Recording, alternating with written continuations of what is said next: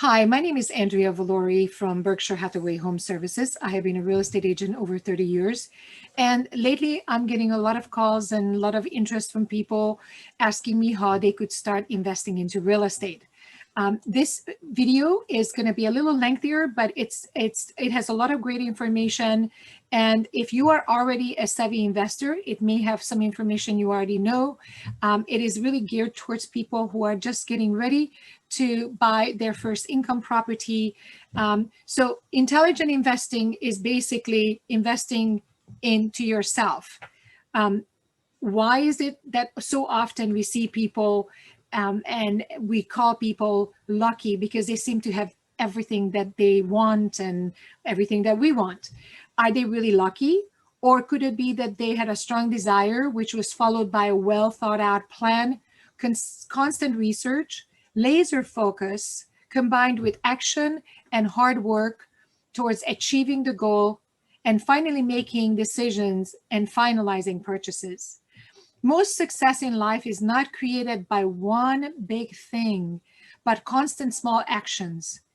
Vincent van Gogh said, "Great things are not done by impulse, but by a series of small things brought together." It doesn't only apply to paintings, it applies to life. When you act based on impulses without any intelligent research and preparation, you should be ready for a chaotic process and perhaps similar chaotic outcome and blame everyone else for the problems. Whatever you invest into, let it be real estate, stocks, bonds, always do your research. No one is expecting you to be an expert. You're going to hire experts in those fields, but know enough to be able to ask really good questions from those experts that you are hiring. Get educated about the process. Know what you are doing. Smart investing starts with putting you in order. Know your numbers. Number one, know your numbers. So many of us are paying bills, making money, and we really don't have an outline in front of us. So basically, number one, set a goal. What is it that you want to achieve in life? You know what? Think big. Visualize it. What do you want? Number two, create a running budget for yourself. Get an Excel sheet. Put in all your monthly expenses, everything, even calculating how much you spend on food and clothing and entertainment, travel. Put all that, and then put in your income. Figure out how you balance this out. Know exactly, and this is very, very important, know exactly how much it costs you to live each month. What are your total expenses? What are you spending on? Where you could cut back on? But how much does it cost you as an individual and your family to live each month? The next step I would offer you to do, is to recommend you to do, is to pull your full credit report from all three credit reporting agencies. Know where you are, know what you look like.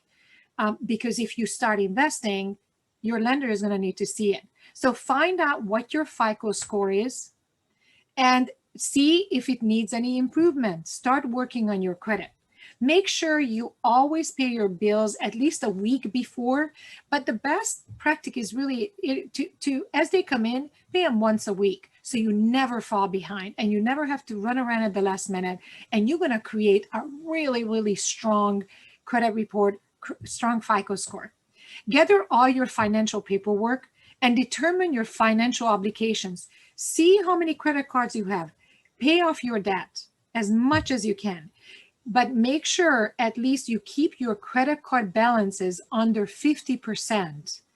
That will increase your FICO score and reduce the high interest payments on your credit card. If you can, if you reach a point, if you can, always pay off your balances every month. Organize your financial, so just to jump back a little bit, if you pay off your credit cards every month, you never have to pay the interest on your credit card. So that saves you a really good chunk of money. Organize your financial documents, tax returns, everything. Make sure they're always there in case you need to get a loan, get pre-approved for a loan. Everything is at your disposal immediately. Analyze your insurance coverage. If you already own a personal home, once a year, get together with your insurance agent. Make sure that you're fully covered. covered, but you're not overinsured. So that's something you could actually cut some costs back as well. Consider an umbrella policy for additional coverage if you already own several homes and cars and all that. Make sure you get your life insurance policy, create a trust, a will, a directive. There's a lot that goes into it. I have several people I can refer you to. Please reach out to me. Here is something that is so important and many people do not have. Set up emergency funds. Create a savings account, set up an emergency fund. You should have at least 3 months of your entire monthly expenses in an interest-bearing account, and don't touch it. This can also be used to show your lender that you have 3 months of reserves if you end up buying, or when, not if, but when you end up buying a home. Once you are ready with all this, you will be empowered and you will have more confidence to go forward with buying your first investment property or your first home. You need to create a foundation when you are investing or do anything big in your life and to grow and you go forward. You need to create a foundation before you can put up the walls. Houses are not built from roofs down. They are built from the foundation up. Knowing your numbers is one of the most important steps and the most empowering steps and motivating steps you can take. The rest, once you know your numbers, the rest will come. And here are some of the tips. If you are thinking about investing into real estate, some of the tips on steps to take.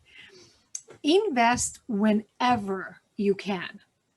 Always be ready for opportunities. They do not wait for you. They show up, and if you're not ready, they will go to the next person. That's why I gave you all that spiel before on how to start setting you up for success.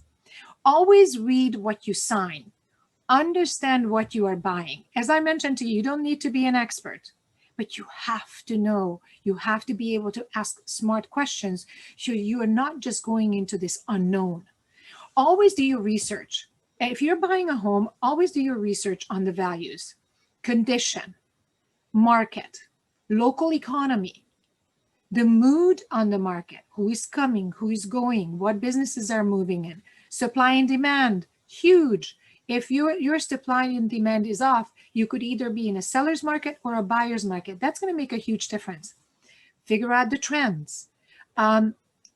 Diversified. It's not only single family. There's condos, there's duplexes, triplexes, fourplexes. Maybe you're ready for an apartment complex. You never know. Just because you are a homeowner and you're thinking about buying your first home doesn't mean you have to buy a single family home. You can buy a duplex. You can buy a fourplex. You know what? You start your life that way, and then down the line, 5-10 years from now, maybe you're going to rent out your unit too, and you're going to have a complete rental that you can use for your future. You can do 1031 exchanges with it. All that we will come back to in another recording.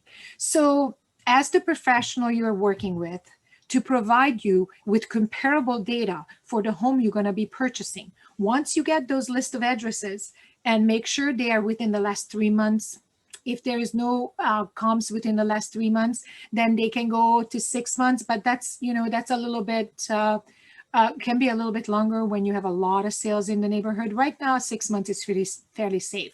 When you get those list of homes, drive by them. See them for yourself. How do they compare to the home that you are buying?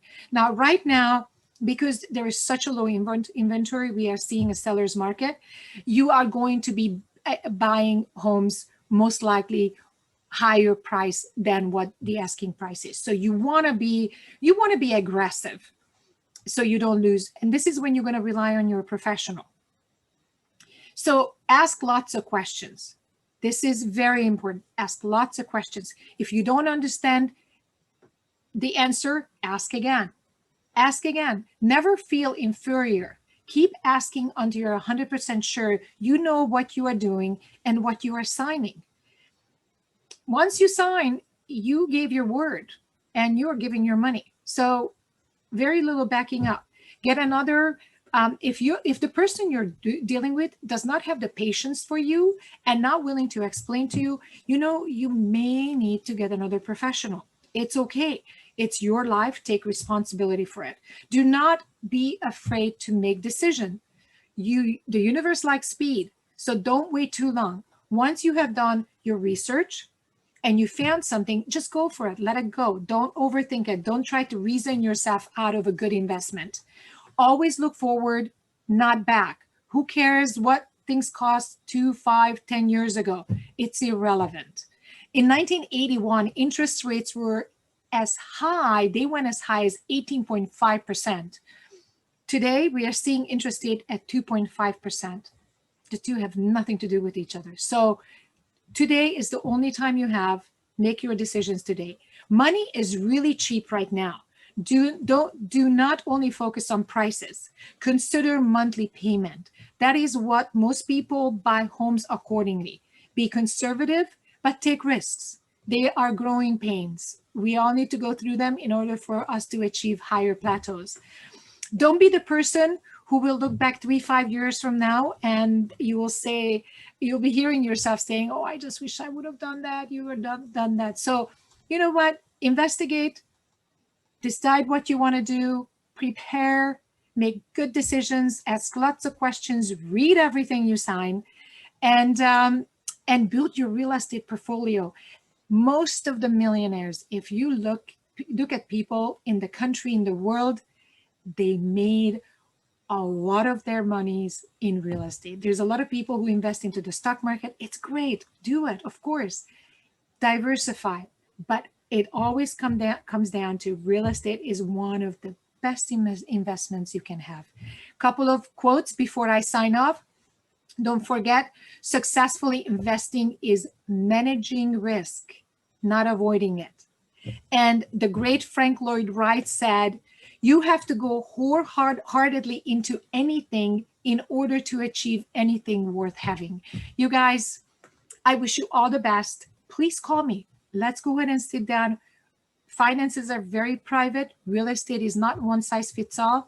I absolutely love sitting down with people and going over options, brainstorming. What's the best thing for you? If you are inheriting something, let's figure out what you're going to do with it.